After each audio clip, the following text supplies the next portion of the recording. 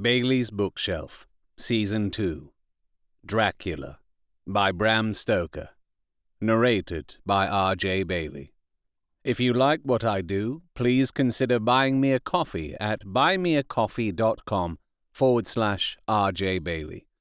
For business inquiries, please contact Robert J. Bayley at gmail.com or tweet at R.J. Bayley. Chapter 1. Jonathan Harker's Journal. Kept in shorthand. 3 May. Bistritz. Left Munich at 8:35 p.m. on 1st May, arriving at Vienna early next morning.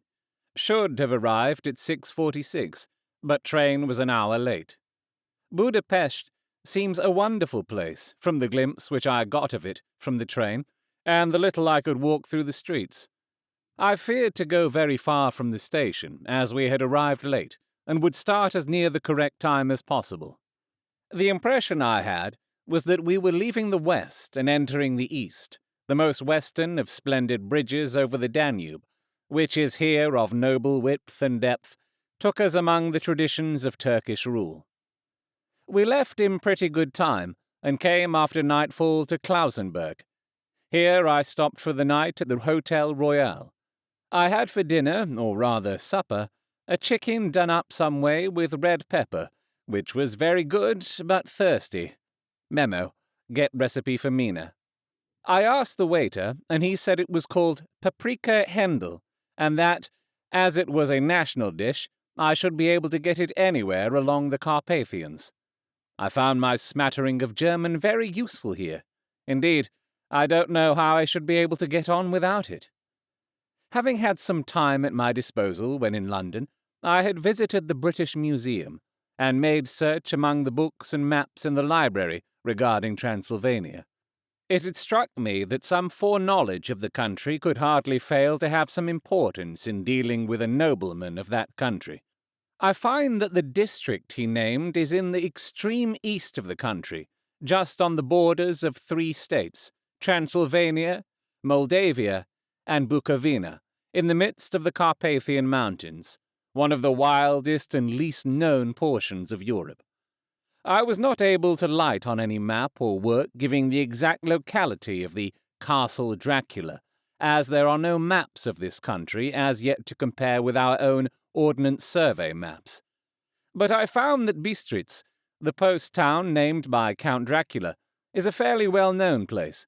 I shall enter here some of my notes, as they may refresh my memory when I talk over my travels with Mina. In the population of Transylvania, there are 4 distinct nationalities: Saxons in the south, and mixed with them the Wallachs, who are the descendants of the Dacians, Magyars in the west, and Sekeles in the east and north. I am going among the latter, who claim to be descended from Attila and the Huns. This may be so, for when the Magyars conquered the country in the 11th century, they found the Huns settled in it. I read that every known superstition in the world is gathered into the horseshoe of the Carpathians, as if it were the center of some sort of imaginative whirlpool. If so, my stay may be very interesting. Memo. I must ask the Count all about them. I did not sleep well, though my bed was comfortable enough, for I had all sorts of queer dreams. There was a dog howling all night under my window, which may have had something to do with it, or it may have been the paprika, for I had to drink up all the water in my carafe, and was still thirsty. Towards morning I slept, and was wakened by the continuous knocking at my door, so I guess I must have been sleeping soundly then. I had for breakfast more paprika, and a sort of porridge of maize flour, which they said was mamaglia, and eggplant stuffed with forcemeat, a very excellent dish, which they call empletata. Memo. Get recipe for this also. I had to hurry breakfast, for the train started a little before 8, or rather, it ought to have done so, for after rushing to the station at 7:30, I had to sit in the carriage for more than an hour before we began to move. It seems to me that the further east you go, the more unpunctual are the trains. What ought they to be in China? All day long we seemed to dawdle through a country which was full of beauty of every kind. Sometimes we saw little towns or castles on the top of steep hills, such as we see in old missals. Sometimes we ran by rivers and streams, which seemed, from the wide stony margin on each side of them, to be subject to great floods. It takes a lot of water and running strong to sweep the outside edge of a river clear. At every station there were groups of people, sometimes crowds, and in all sorts of attire. Some of them were just like the peasants at home, or those I saw coming through France and Germany, with short jackets and round hats and home-made trousers, but others were very picturesque. The women looked pretty, except when you got near them, but they were very clumsy about the waist. They had all full white sleeves of some kind or other, and most of them had big belts with a lot of strips of something fluttering from them, like the dresses in a ballet, but of course there were petticoats under them. The strangest figures we saw were the Slovaks, who were more barbarian than the rest, with their big cowboy hats, great baggy, dirty white trousers, white linen shirts, and enormous heavy leather belts, nearly a foot wide, all studded over with brass nails. They wore high boots, with their trousers tucked into them, and had long black hair and heavy black moustaches. They are very picturesque, but do not look prepossessing. On the stage, they would be set down at once as some old Oriental band of brigands. They are, however, I am told, very harmless and rather wanting in natural self-assertion. It was on the dark side of twilight when we got to Bistritz, which is a very interesting old place. Being practically on the frontier, for the Borgo Pass leads from it into Bukovina, it has had a very stormy existence, and it certainly shows marks of it. 50 years ago, a series of great fires took place, which made terrible havoc on 5 separate occasions. At the very beginning of the 17th century, it underwent a siege of 3 weeks, and lost 13,000 people, the casualties of war proper being assisted by famine and disease. Count Dracula had directed me to go to the Golden Crone Hotel, which I found, to my great delight, to be thoroughly old-fashioned, for of course I wanted to see all I could of the ways of the country. I was evidently expected, for when I got near the door I faced a cheery-looking elderly woman in the usual peasant dress, white undergarment with long double apron, front and back, of coloured stuff fitting almost too tight for modesty. When I came close, she bowed and said, "The Herr Englishman?" "Yes," I said, "Jonathan Harker." She smiled and gave some message to an elderly man in white shirt-sleeves, who had followed her to the door. He went, but immediately returned with a letter. "My friend, welcome to the Carpathians. I am anxiously expecting you. Sleep well tonight. At 3 tomorrow the diligence will start for Bukovina. A place on it is kept for you. At the Borgo Pass my carriage will await you, and will bring you to me. I trust that your journey from London has been a happy one, and that you will enjoy your stay in my beautiful land. Your friend, Dracula." 4 May. I found that my landlord had got a letter from the Count, directing him to secure the best place on the coach for me, but on making inquiries as to details, he seemed somewhat reticent, and pretended that he could not understand my German. This could not be true, because up to then he had understood it perfectly. At least, he answered my questions exactly as if he did. He and his wife, the old lady who had received me, looked at each other in a frightened sort of way. He mumbled out that the money had been sent in a letter, and that was all he knew. When I asked him if he knew Count Dracula, and could tell me anything of his castle, both he and his wife crossed themselves, and, saying that they knew nothing at all, simply refused to speak further. It was so near the time of starting that I had no time to ask anyone else, for it was all very mysterious, and not by any means comforting. Just before I was leaving, the old lady came up to my room and said in a very hysterical way, "Must you go? Oh, young hare, must you go?" She was in such an excited state that she seemed to have lost her grip of what German she knew, and mixed it all up with some other language which I did not know at all. I was just able to follow her by asking many questions. When I told her that I must go at once, and that I was engaged on important business, she asked again, "Do you know what day it is?" I answered that it was the 4th of May. She shook her head as she said again, "Oh, yes, I know that. But do you know what day it is?" On my saying that I did not understand, she went on, "It is the eve of St. George's Day. Do you not know that tonight, when the clocks strike midnight, all the evil things in the world will have full sway? Do you know where you are going and what you are going to?" She was in such evident distress that I tried to comfort her, but without effect.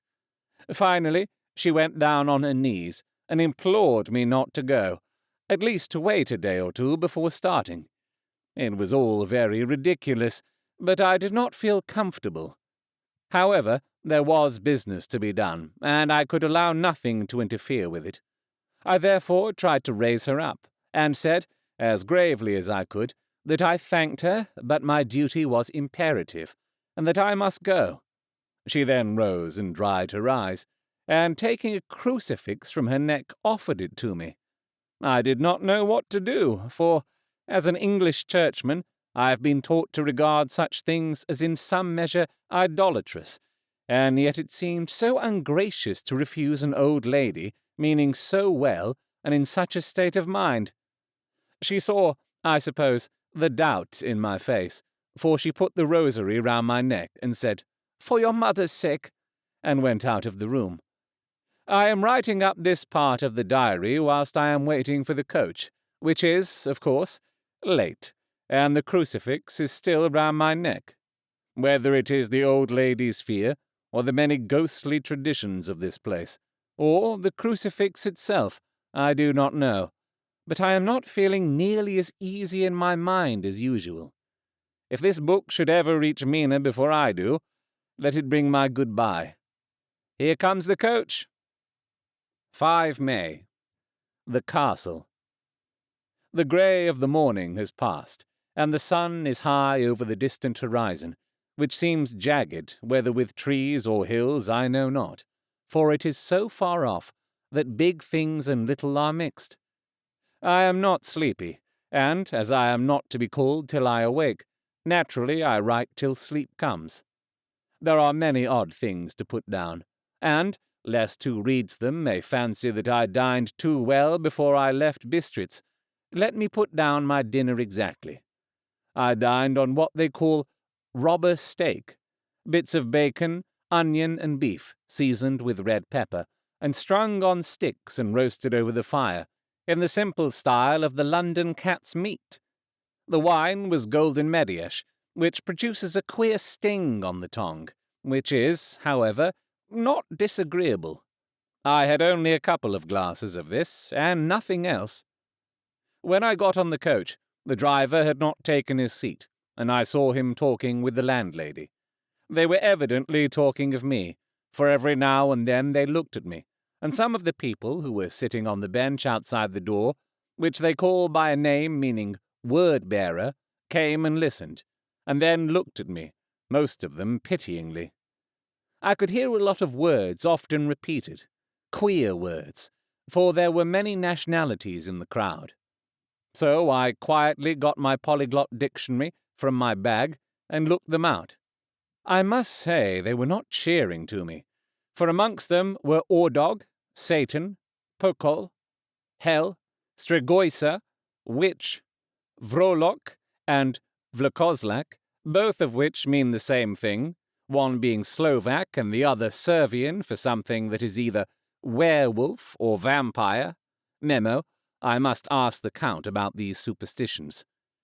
When we started, the crowd round the inn door, which had by this time swelled to a considerable size, all made the sign of the cross and pointed 2 fingers towards me. With some difficulty, I got a fellow passenger to tell me what they meant. He would not answer at first, but on learning that I was English, he explained that it was a charm or guard against the evil eye. This was not very pleasant for me, just starting for an unknown place to meet an unknown man. But everyone seemed so kind-hearted, and so sorrowful, and so sympathetic that I could not but be touched. I shall never forget the last glimpse which I had of the inn-yard, and its crowd of picturesque figures, all crossing themselves, as they stood round the wide archway, with its background of rich foliage of oleander and orange trees in green tubs clustered in the centre of the yard. Then our driver, whose wide linen drawers covered the whole front of the box seat, Gotza, they call them, cracked his big whip over his 4 small horses, which ran abreast, and we set off on our journey. I soon lost sight and recollection of ghostly fears in the beauty of the scene as we drove along, although had I known the language, or rather languages, which my fellow passengers were speaking, I might not have been able to throw them off so easily. Before us lay a green sloping land full of forests and woods, with here and there steep hills crowned with clumps of trees or with farmhouses, the blank gable end to the road. There was everywhere a bewildering mass of fruit blossom, apple, plum, pear, cherry, and as we drove by, I could see the green grass under the trees, spangled with the fallen petals. In and out amongst these green hills of what they call here the Mittelland ran the road, losing itself as it swept round the grassy curve, or was shut out by the straggling ends of pine woods, which here and there ran down the hillsides like tongues of flame. The road was rugged, but still we seemed to fly over it with a feverish haste. I could not understand then what the haste meant, but the driver was evidently bent on losing no time in reaching Borgo Prund. I was told that this road is in summer-time excellent, but that it had not yet been put in order after the winter snows. In this respect, it is different from the general run of roads in the Carpathians, for it is an old tradition that they are not to be kept in too good order. Of old, the hospodars would not repair them, lest the Turk should think that they were preparing to bring in foreign troops, and so hasten the war which was always really at loading point. Beyond the green swelling hills of the Mittelland rose mighty slopes of forest up to the lofty steeps of the Carpathians themselves. Right and left of us they towered, with the afternoon sun falling full upon them, and bringing out all the glorious colours of this beautiful range, deep blue and purple in the shadows of the peaks, green and brown where grass and rock mingled, and an endless perspective of jagged rock and pointed crags, till these were themselves lost in the distance, where the snowy peaks rose grandly. Here and there seemed mighty rifts in the mountains, through which, as the sun began to sink, we saw now and again the white gleam of falling water. One of my companions touched my arm as we swept round the base of a hill, and opened up the lofty, snow-covered peak of a mountain, which seemed, as we wound on our serpentine way, to be right before us. "Look, ist den Sick, God's seat!" and he crossed himself reverently. As we wound on our endless way, and the sun sank lower and lower behind us, the shadows of the evening began to creep round us. This was emphasized by the fact that the snowy mountain top still held the sunset, and seemed to glow out with a delicate cool pink. Here and there we passed Czechs and Slovaks, all in picturesque attire, but I noticed that goiter was painfully prevalent. By the roadside were many crosses, and as we swept by, my companions all crossed themselves.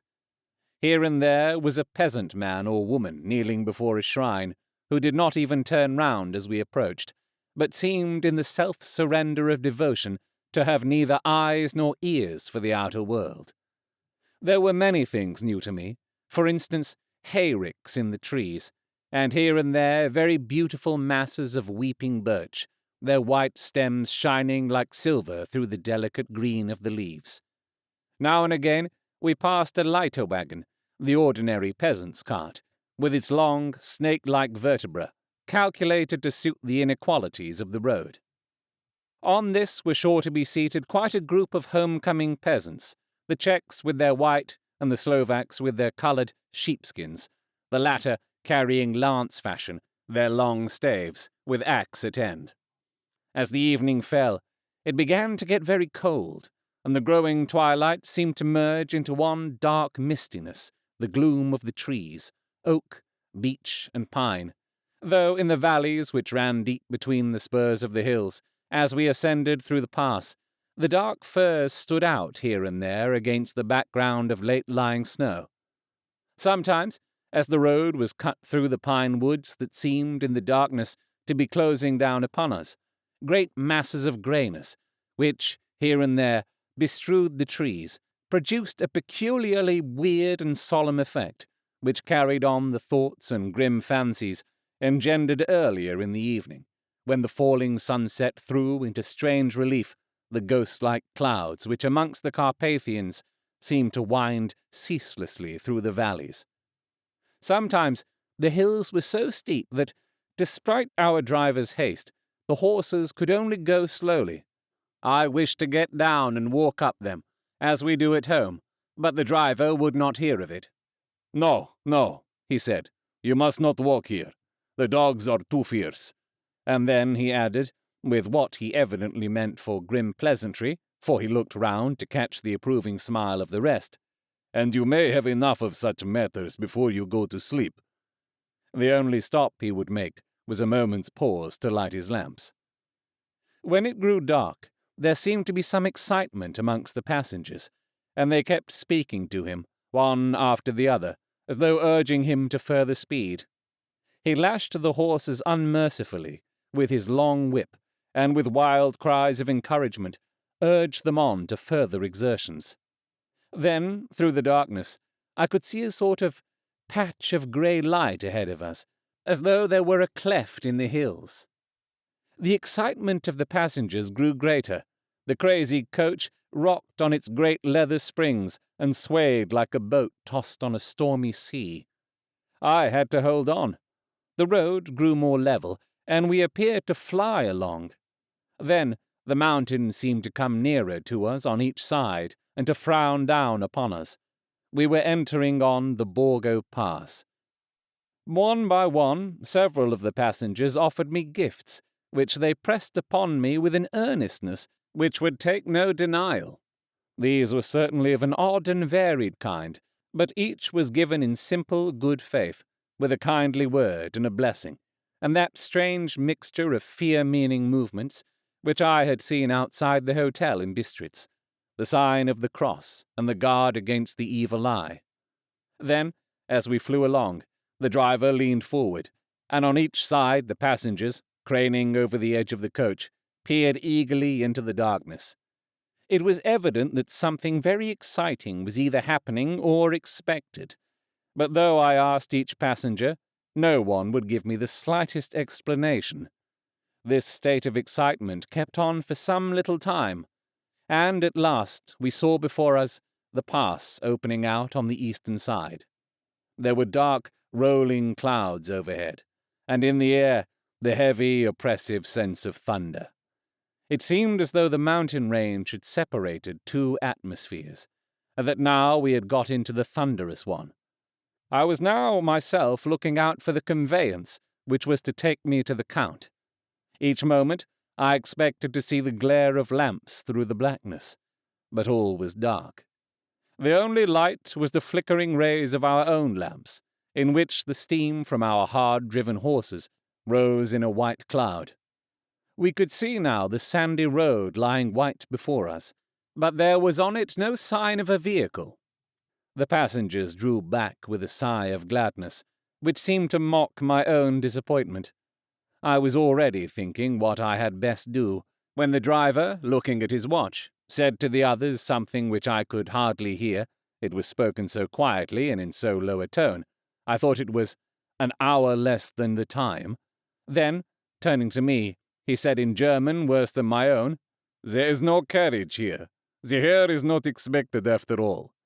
He will now come on to Bukovina and return tomorrow or the next day. Better the next day." Whilst he was speaking, The horses began to neigh and snort and plunge wildly, so that the driver had to hold them up. Then, amongst a chorus of screams from the peasants and a universal crossing of themselves, a caleche with 4 horses drove up behind us, overtook us, and drew up beside the coach. I could see from the flash of our lamps, as the rays fell on them, that the horses were coal-black and splendid animals. They were driven by a tall man, with a long brown beard and a great black hat, which seemed to hide his face from us. I could only see the gleam of a pair of very bright eyes, which seemed red in the lamplight, as he turned to us. He said to the driver, "You are early tonight, my friend."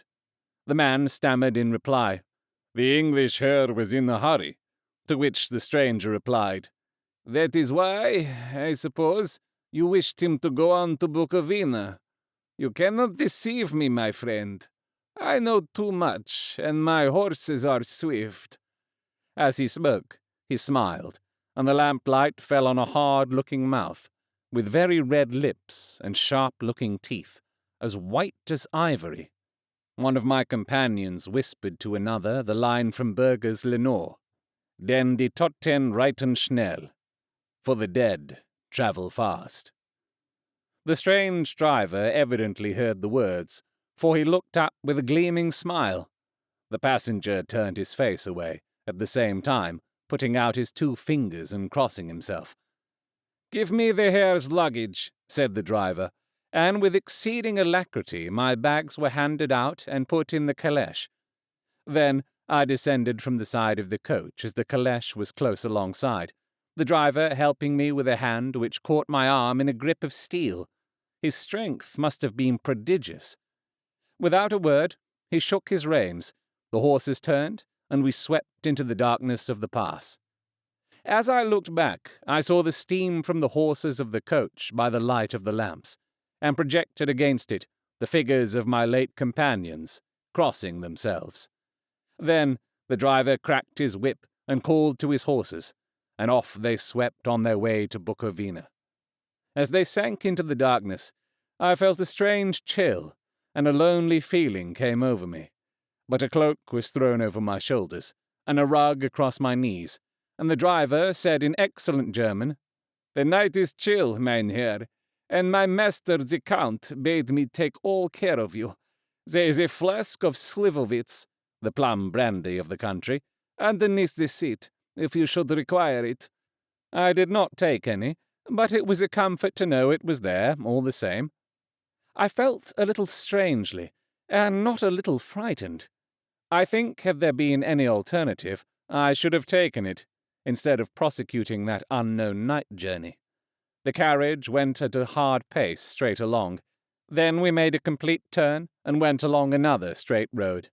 It seemed to me that we were simply going over and over the same ground again, and so I took note of some salient point, and found that this was so.